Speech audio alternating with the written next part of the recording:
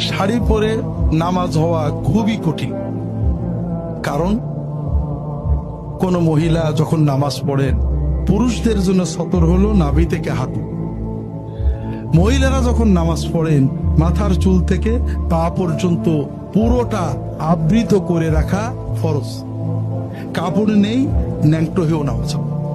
কিন্তু কাপড় আছে, যদি কোনো মেয়ে অন্ধকারে একা ঘরে নামাজ পড়েন, মাথার দুপাশটা চুল বেরিয়ে যায়, জুলফি বেরিয়ে যায়, পিছনের চুল বেরিয়ে যায়, হাতের কনুই বা হাতের বাজু বেরিয়ে যায়, শুধুমাত্র মুখমণ্ডল আর কবজি পর্যন্ত হাত, এটুকু বাদে থুতনির নিচে, গলার নিচে, পিঠের কাছে, হাত, কনুই ইত্যাদি বা পায়ের গোড়ালির উপরে কোন জায়গা যদি বেরিয়ে যায় নামাজের ভিতরে, নামাজ হবে না, ভেঙে যাবে।